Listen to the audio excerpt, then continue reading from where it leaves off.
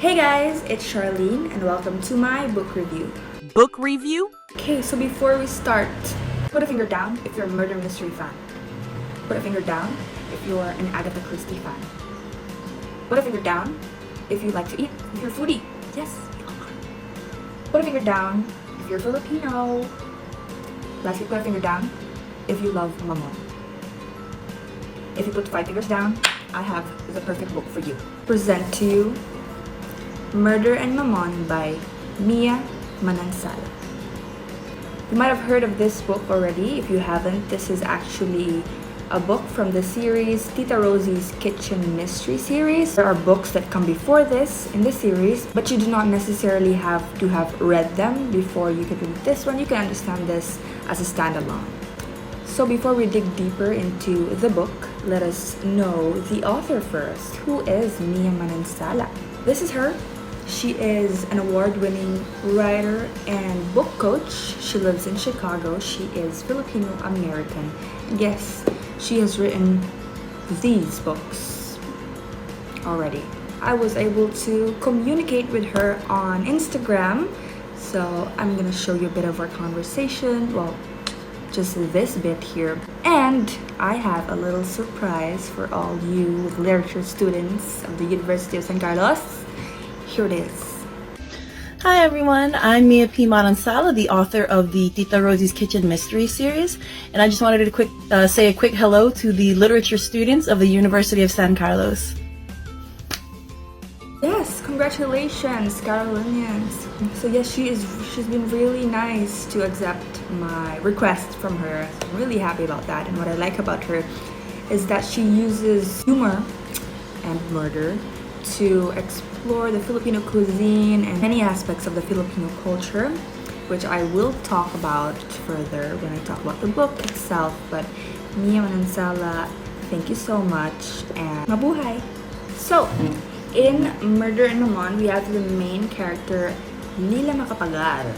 She has these godmothers, April, May, and June. So, Ninang April, Ninang May, and Ninang June. They're commonly called the calendar crew. You can see where that stems from, the calendar, April, May, June. From that alone, we can already see the humor, the sense of humor that is present in this book. So the godmothers decided to open a laundromat. And something about Filipinos is that we are kind of, or very much so, marites. And these godmothers are very, very, very marites. So they spread a lot of rumors. Well, not really rumors, but they talk a lot. And with this talking, sometimes they say too much that causes chaos and drama and people being angry at them because their dirty laundry is out in the public. Now, before of the opening of the laundromat, Ninang April's niece, Divina, from the Philippines, traveled to the States, wherein she will find herself after graduating from art school. So Divina got to hang out with Lila and Lila's many diverse friends. She has Indian friends, Japanese friends, a lot of different cultures are present in this book. And you will find a lot of Filipino cuisine mentioned here. And the nice thing about this is, here at the start, we have a glossary and pronunciation guide. So these words are Filipino. And as a Filipino, I already understand them. But since this is published in the States, in America, it is very handy and useful for them. So we have here, like, Lola, diba? Ninang, even food, adobo, arroz caldo, champurado, lumpia, malugay, mamon, matamis ng bao, pandan, patis, and other expressions such as bahala na, bruha, diba, Diyos ko, hoy, malditang babae, mano, oh my gulay, sus may Yosep, tama na, chinelas, chismis, and walang hiya. So honestly, this is a very good way to share our culture outside the Philippines. Going back to the story, the laundromat actually got vandalized and they had no idea who the vandal was. They went inside the laundromat, found that chilling message. Who did they find on the ground? Dead? Divina, Ninang April's niece. Now it's very questioning. Who could have done this to her? She's just arrived from the Philippines. She doesn't really know anybody from the States. Is it something about her past? Did she know someone from the States before she arrived there? Was it someone from the family? Or was it someone who despised the gossipy godmothers? The entire book is based in Shady Palms. So with the help of the Shady Palms Police Department and Lila really wanted to help with this case, and even the cases prior to this book in the other books of Manansala.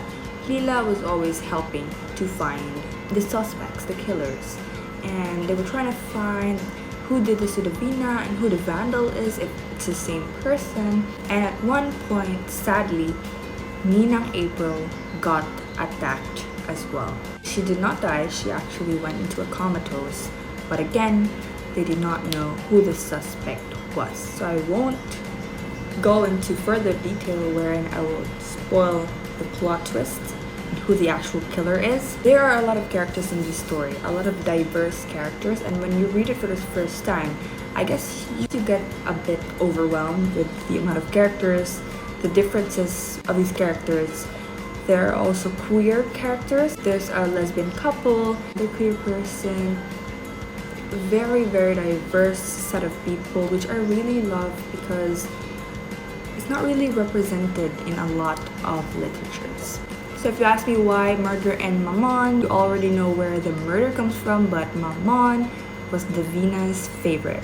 And this here is Longanisa, or Nisa for short. This is Lila's dog. So this is a quote from chapter 3 of the book, which kind of presents the sad reality of Filipino culture. Not everyone can afford to chase after their dreams, you know? We don't all have your privilege. And besides, nursing is a noble profession, and Ate Bernie is fantastic at what she does. The Shady Palms Hospital is lucky to have her, I said.